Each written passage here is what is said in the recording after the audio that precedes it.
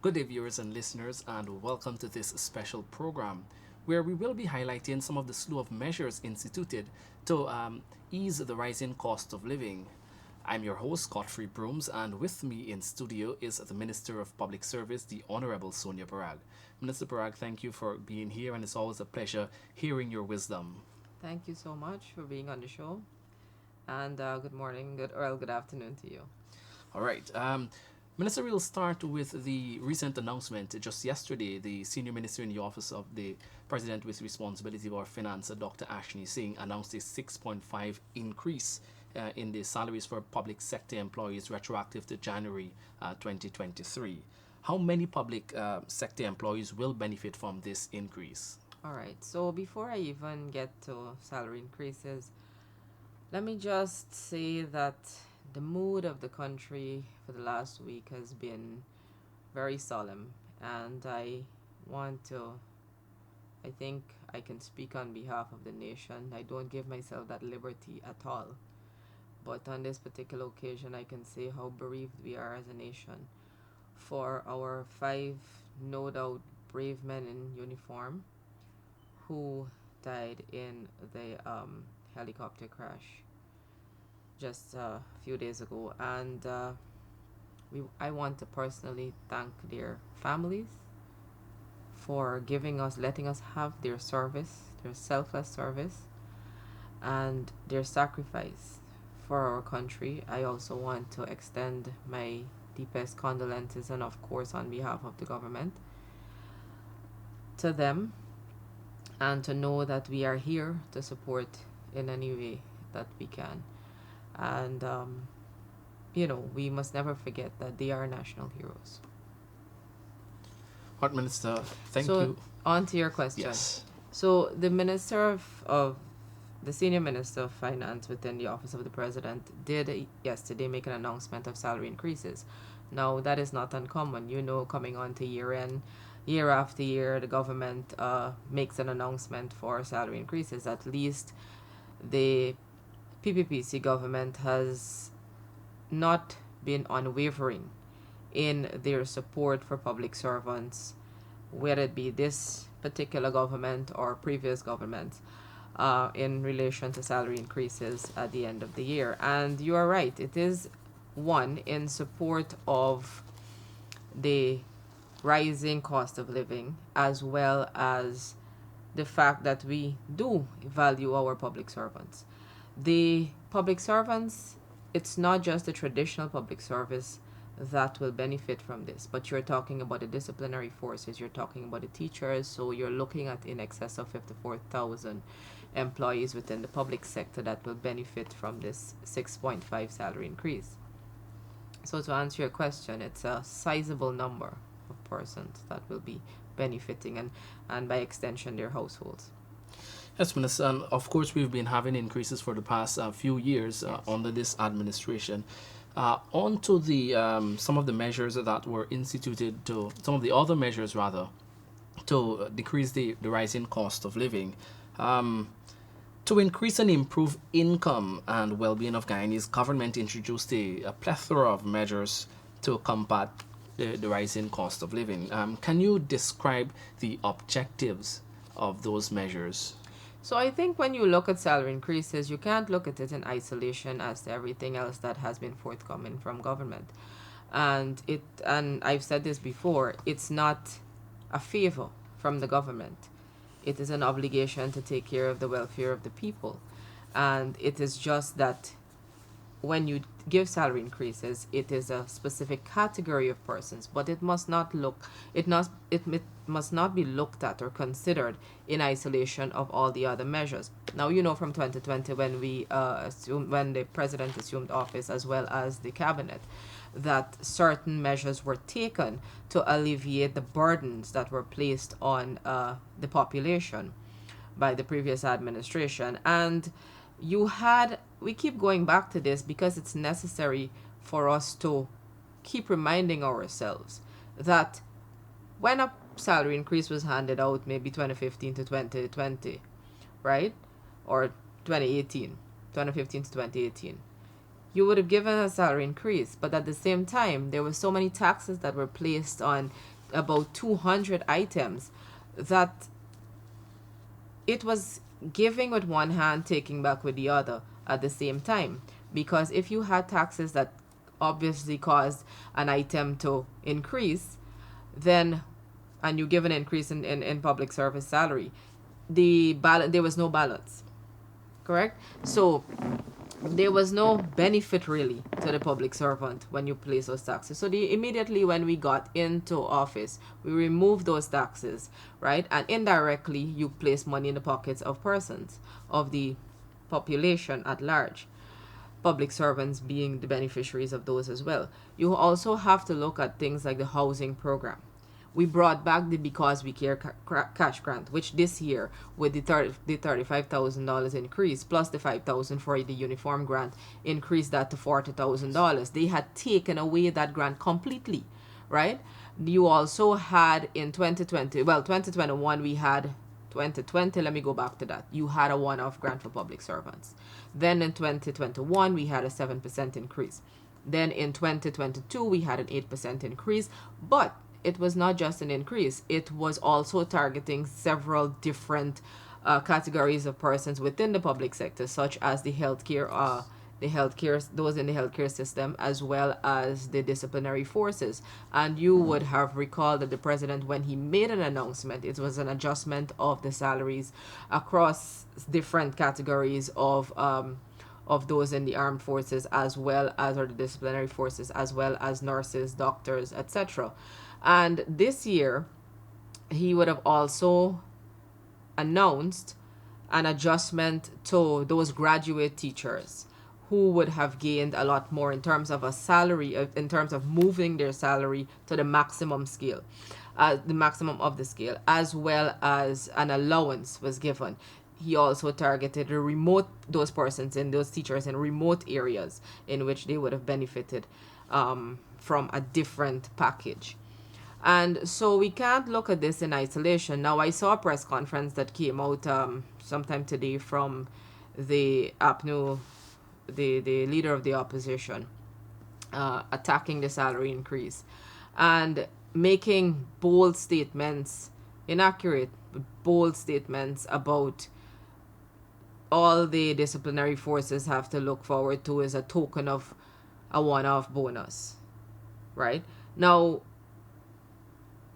when you look at 2015 to 2020, that administration completely removed. So you had 0%, zero bonus to the joint services. So how can you now come and ridicule the government for giving not only a salary increase, not only a one-off of $25,000 in 2023, but also the bonus that is given to the joint services, restored and continuously be given every year? You are making statements that I consider to be ridiculously bold and very, very untruthful, because you knew you took away that bonus. You knew you did not value the disciplinary sources, the disciplinary forces so much to be able to not only give them a one-off, but perhaps increase their salary. We have done that. We have done that. And you know, I have seen all kinds of comments. They even made comments as to one-off grants and so on. I cannot recall any time during that period that a one-off grant or cash grant was given to cushion any kind of the rising cost of living. Now, this government has implemented several different measures to cushion the cost of living. One of those being giving another person in a household the opportunity to have a part-time job that will bring in an income, an additional income to that household, right? And thousands of persons across the country have benefited from that. That is separate and apart from the 54,000 public servants, right? And every monetary as well as non-monetary benefit or program that is rolled out by the government has been beneficial to households nationally, which will necessarily include the public servants. 30,000 house lots were given out so far, or around approximately, from the Ministry of Housing. Necessarily, public servants would have been able to benefit from that. Scholarships. From the Gold Scholarship, we have in excess of 21,000 Guyanese benefiting from that. Now think about it. If you have to, and what does a parent work for? A parent works to be able to live a comfortable life, to be able to have their children have an education. And when a parent has to think about sending their children to university or to get a higher education so that they would be able to get a job, they have to invest financially in that. They have to start planning from way ahead so that they would be able to meet those financial challenges when that child gets of age, right? Now think about the government giving you the Gold Scholarship, which will enable you to get an undergraduate degree or a master's or some certificate of a skill, a technical skill, that will assist you in being able to be independent or on your own, on your own, at no cost to you, and there is no obligation. There is no obligation to you, to the government. So it's basically free of cost, and that is also keeping money in the pockets of the ordinary man, because you don't have to now go and create an entire fund in which you have to put aside money every month so that your child will be able to get a degree, so that your child will be able to be further educated, and the basic constitutional right of owning a home. We have rolled out such an extensive housing drive that has benefited thousands of Guyanese, and by extension thousands of households. That has not, the housing program was done away with in the 2020. There was barely any house lots being given to anyone, so to come and criticize on a whole foundation of untruth, it's quite ridiculous. And in a time when our country is facing so many unprecedented challenges and we need to unite rather than divide. Now, if government was uncaring, government could have said, this year we're not giving an increase. But government didn't say that. Government said, I will give you $25,000 one-off. That's yours. No taxes. That's yours. We will also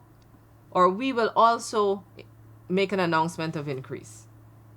Now, I've also seen some other comments in the public domain that we should have gotten 9% or we should have gotten double digits.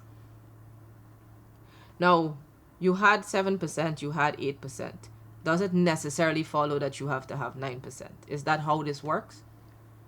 Now, I want to say to Guyanese that who believe that is how it works. Now, a government has to take into consideration always, when they are giving salary increases, the sustainability of salary increases for years to come. And so they have to also be very cautious of inflation. They have to be cautious of the size of the public sector growing. Now, the public sector does not remain stagnant. From last year to now, you have more public servants, right? That is not to say that we will not be giving an increase. But it is also to say that what your figure is doesn't necessarily mean that is what, considering holistically what our budget is, what our capability is financially, that is what it will be. Prime Minister, you mentioned about the Gold Scholarship. We'll dig into that a bit later. However, you also mentioned a lot of categories of persons that would have benefited from packages. And apart from those that you would have announced, farmers benefited, persons living with Correct. disabilities and fisher folks, among Yes. others, benefited. Yes. Can you speak about the impact that this has had across the country? These measures implemented, these packages given to these various categories of persons to cushion the cost of living, the rising cost of living. Well, as you know, pensioners are also they're also going to benefit from and they've been benefiting over the last couple of days from the one-off 25,000, but they will also benefit, of course, from the 6.5 increase. And you have the persons with disabilities will benefit from 35,000 of 35,000 one-off. But we have also invested previously where we had given $100,000 to persons with disabilities, and we will continue to support those persons. Facilities have been set up to be able to facilities through the Ministry of Human Services, through the Office of the First Lady. We have had so many facilities being established to assist persons with disabilities, and we will continue to be inclusive in our budget as well as our infrastructure and so on. Scholarships have been given to person has at least from the Ministry of Public Service, which has the mandate to issue scholarships. We have been also giving persons with disabilities not only the opportunity to have a scholarship, but the opportunity to have an employment after the scholarship. So different categories of persons. You have the sugar workers, you have the fisher folks, you have the agricultural sector that has benefited from the fertilizer. Yes. Correct. And so we have been investing. So, we have to, again, can't look at this in isolation.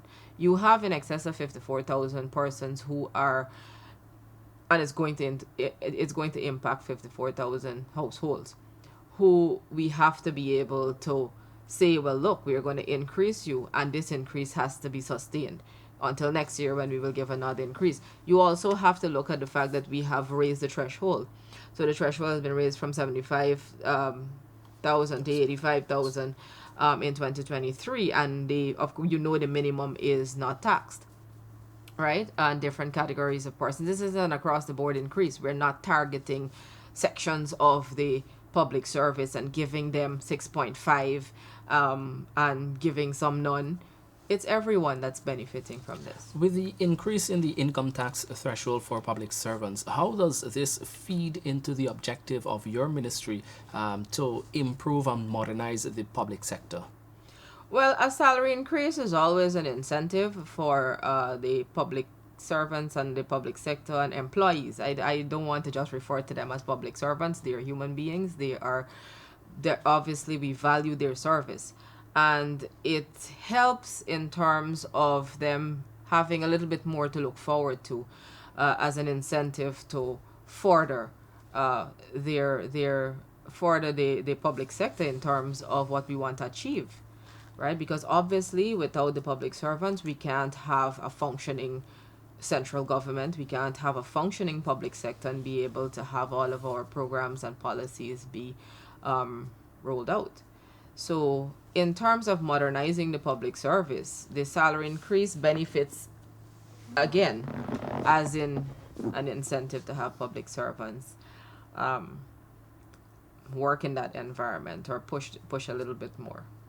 Getting back to the Gold Scholarship, Minister, 425 Guyanese would have recently graduated with master's degree from the Gold program. How do you think the salary increases announced will positively impact the morale and encourage other persons to sign up for these Gold Scholarship, which are free of cost? That question is, but let me answer it from this angle.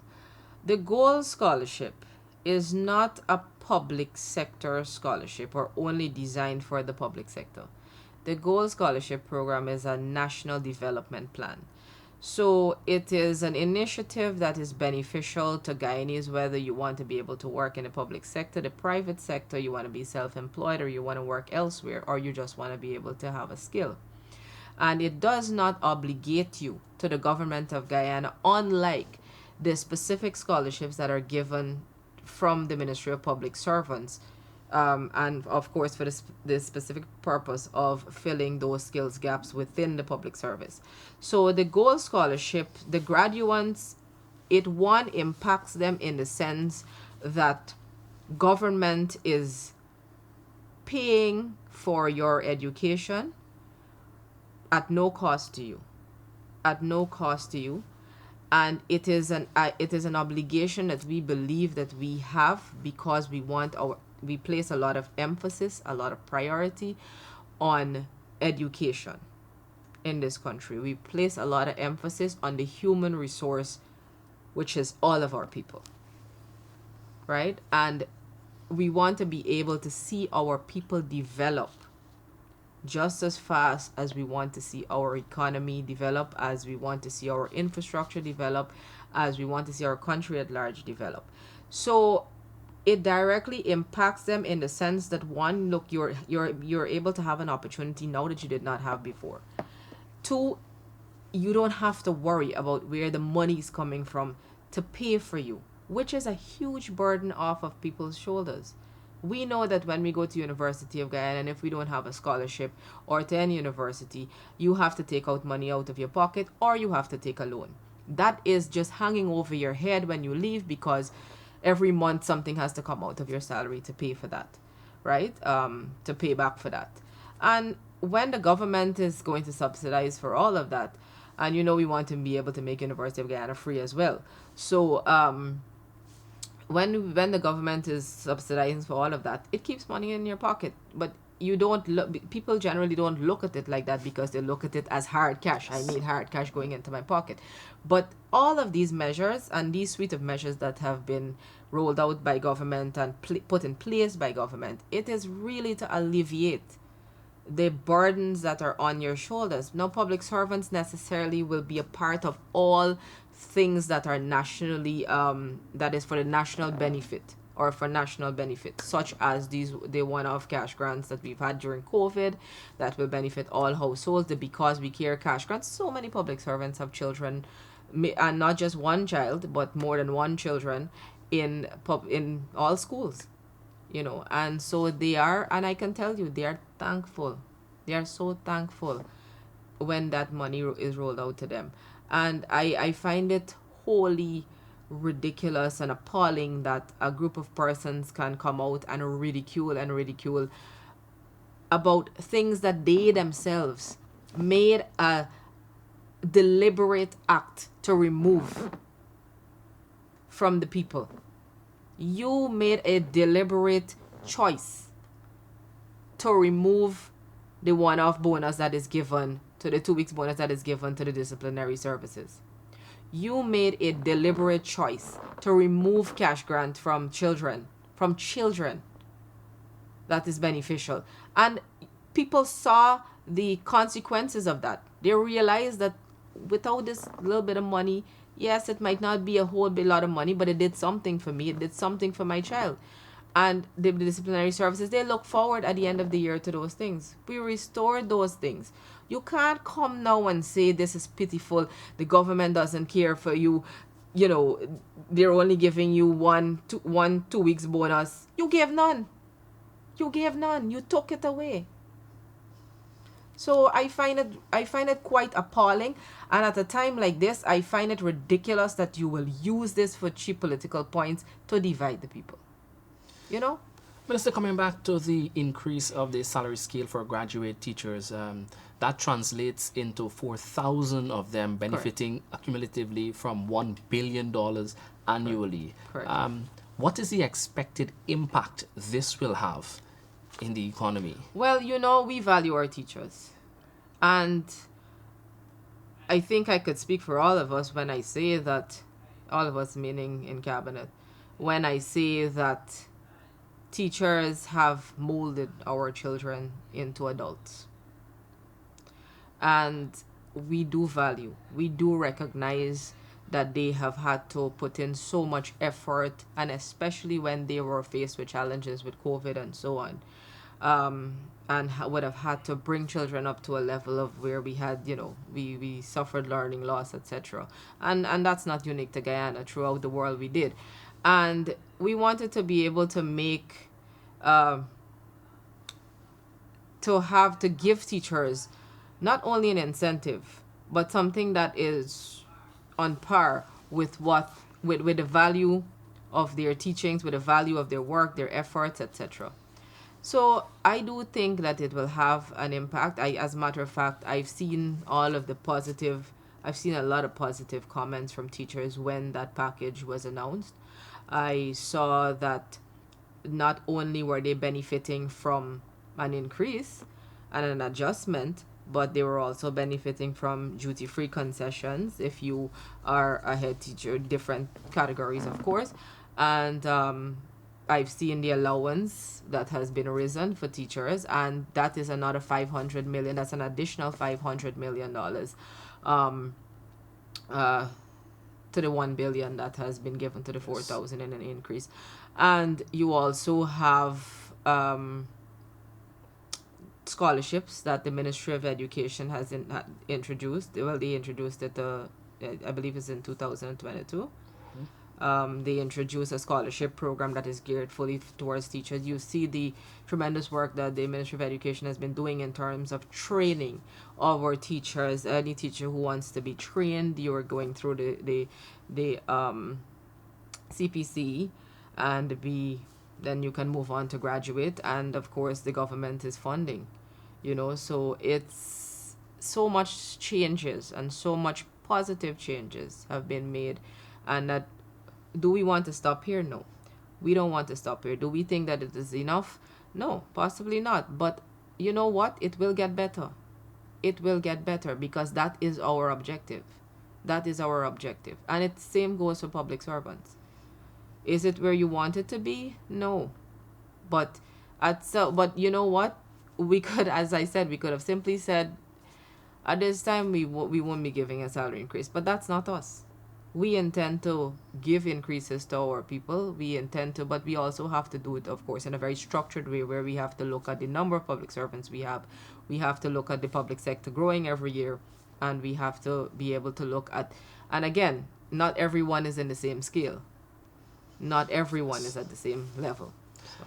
And also, Minister, well, not only teachers, but training, free training, and translate through the Gold Scholarship. There is also technical training. Correct. From the Board of Industrial Training. Healthcare workers are also receiving a myriad of training opportunities. Right. With all of these training opportunities, salary increases, adjustments, packages, and grants for persons, how does this tie into government's overall or overarching objective? Well, as I said before, we want to be this is a rapidly growing economy, right? And the country is on a trajectory that is definitely going to hit unprecedented developmental rates. We don't just want to have infrastructure without the human resource.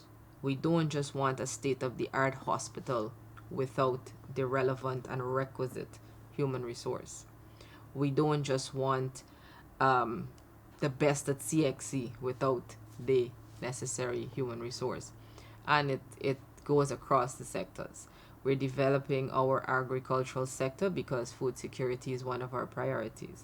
We are developing our oil and gas sector because energy security is one of our priorities. We are developing so much more on infrastructure because climate security is one of our priorities.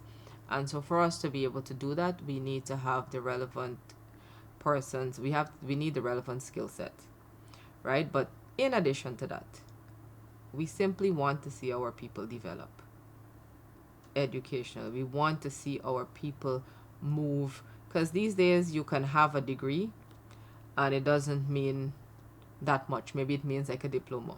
Yes. Because so many more places are looking for a master's, a PhD. And we want our people to develop. What is a country that has developed infrastructurally and so much more without the people being developed? So government, it works well with how the vision that we've had in terms of where we want our people to be educationally, as well as their individual dignity. And I believe by having that, they will have a dignity. They will feel dignified. They will feel like they have so much more confidence, that it's so much more.